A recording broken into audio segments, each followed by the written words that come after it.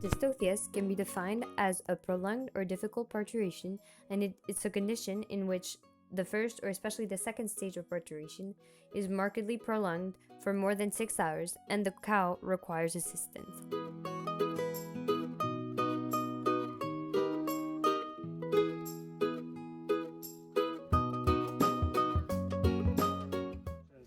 Sí, el más frecuente posiblemente sea el que un ternero venga con los pies por delante.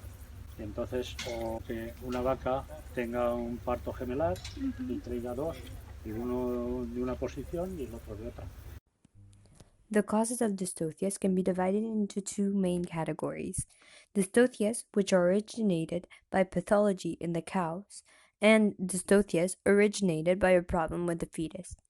The cause of dystothias originated by a pathology in the mother can be further classified in two categories.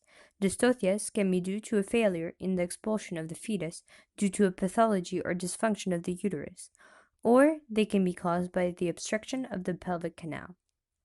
Within the uterine pathology, one can distinguish various causes of dystothias.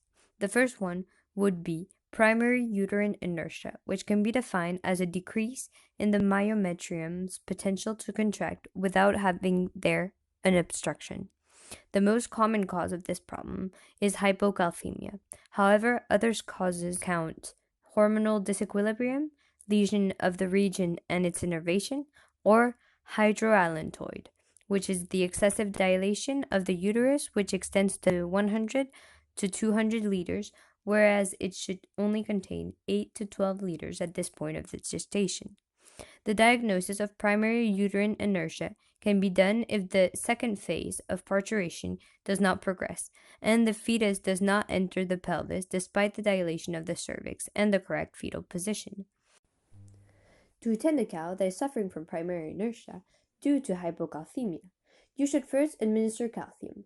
Then, you should put the calf in the right position and do a forced extraction. The second uterine problem, which can cause a failure in the expulsion of the fetus, is secondary uterine inertia.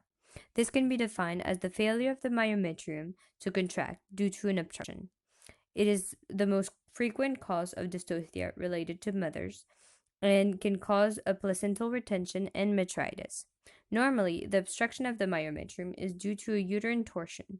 A uterine torsion is the rotation of the uterus 45 to 720 degrees.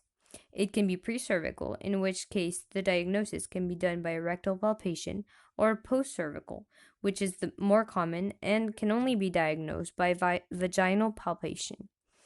But what exactly happens in a uterine torsion? Well, the parturition canal is simply closed by the uterus itself that turns around itself. The calf cannot exit the parturition canal and is blocked cranial to the torsion. The main causes for this condition are the anatomy of the cow itself. There's a decrease in the size of the ligament which maintains the uterus in place. The number of previous parturition, torsion, normally appear 15% more in cows that have already given birth in the past. Fetal movement during the beginning of the parturition, sex and weight of the fetus is more likely for there to be a uterine torsion in gestation of males that weigh more than 48 to 50 kilos, the end of the gestation, and the geographical region with mountains. The main clinical signs to diagnose these conditions are pain, digestive symptoms, increase in the cardiac and respiratory frequency, and the absence of evolution of the first phase of parturition. The prognosis of this condition depends on the level of ischemia of the affected region. There's two ways to resolve a uterine torsion. The first way is to perform a left pericostal laparotomy to resolve the torsion and finish giving birth by the vagina. The second method is to do a laparotomy and a complete cesarean C-section. The second category of cause of dystothias due to the mother is the obstruction of the pelvic canal. This obstruction can originate from bones in case the pelvis is too small or the cow has suffered a pelvic fracture previously. In this case, the resolution can be done by mutation and forced extraction or surgery. Another cause of obstruction can be soft tissue of the region due to fibrosis, neoplasias, or scars. In this case, manual dilation of the soft tissue and lubrication can help the resolution of the dystothias, or the vet can perform an episiotomy or cesarean C-section. And now, what are the causes of dystothias related to the cough? Well, first of all, there can be a disproportion between the size of the cough and the size of the pelvis of the mother. This is the main cause of dystothias in meat cows, like Belgian blue breeds. The main factor which determines the size of the pelvis of the mother are the age of the cow, its breed, and its weight. The main factors that affect the size of the calf are the breed of the father, the number of gestation of the mother, it's more common in multiple parturition, the sex of the fetus, it's more common in male calves, the nutrition of the cow, it's more common for obese cows to have bigger calves, the transverse presentation of the fetus, and the duration of the gestation. In case the calf is too big to pass through the pelvic canal, the dystothias will require surgical treatment. Another cause of disproportion between the size of the calf and the pelvic canal can be congenital disorders or twin birth. The second category of cause of dystothias due to calves is wrong disposition of the fetus in the pelvic canal. Its presentation, position, or posture is not physiological. This cause of dystothias occurs in more than 25% of dystothias and in more than 5% of births. It can be diagnosed by vaginal palpation in case the parturition phases do not evolve, and it requires vet intervention. But now, what do I need to bring with me to nail a case of dystothia? An extractor, some medical gloves, palpation gloves, soap, lubricant, 2 short ropes, a bucket of water, and long ropes. Now that you arrived at the farm, what is your action plan? When you arrive at the farm with the suspicion of dystothia, the first thing you need to do is a complete general physical examination and genital examination of the affected cow. That will allow you to know the state in which the animal encounters itself and the disposition of the fetus. On the one hand, the fetus can present itself in a normal disposition, and the cow can just be having trouble giving birth. In this case, the technique that needs to be performed is forced extraction, tying ropes or chains to the limbs of the calf. On the other hand, if the disposition of the fetus is abnormal, the resolution is done by mutation of the fetus. A mutation is the modification of the position, presentation, and posture of the fetus in order to relocate it in a physiological position. Then you have to check if the extraction is possible. If so, you can proceed as previously with a forced extraction. If the extraction is impossible, you then have to check if the fetus is alive by palpation of the carotid artery, jugular vein, or umbilical cord of the fetus. You can also check if the calf is alive by evaluating its movements. If the fetus is alive, the cow should give birth by cesarean C-section. The goal of the surgery is to save both the mother and the calf. In the case of having a mother in a good state and a calf of high genetic value.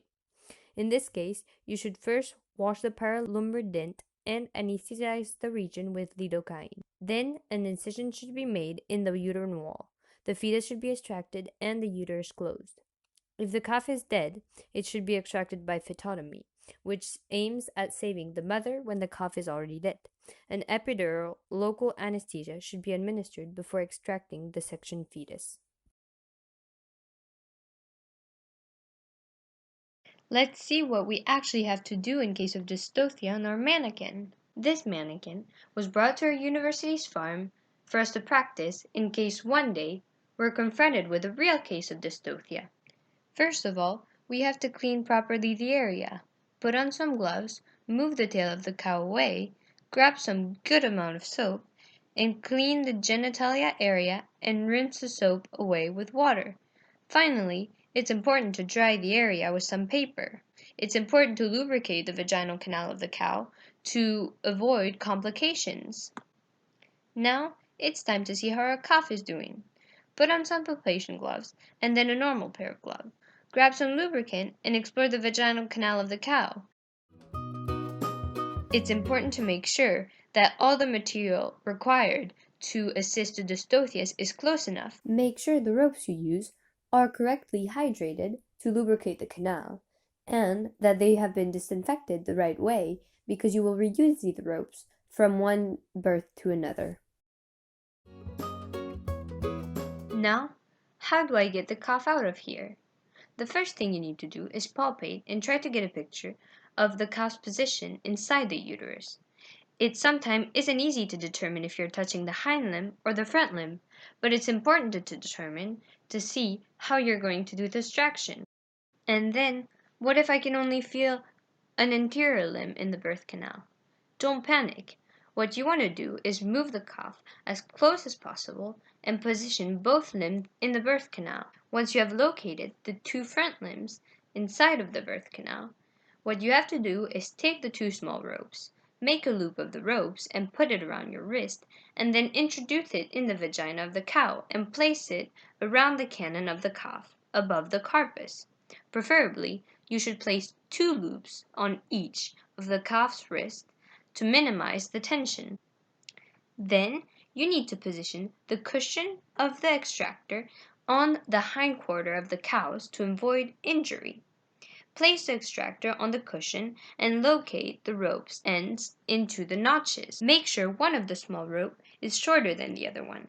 If you do so, the calf is going to need less space to exit, since he's going to pass through with one shoulder and then the other. When extracting the calf, we intermittently palpate and extract to make sure we are not injuring the calf and that it is still in the correct position. Be careful to position the extractor at the right angle that will allow the calf to exit the pelvic canal in an easier way. Be careful! Don't let the little calf fall.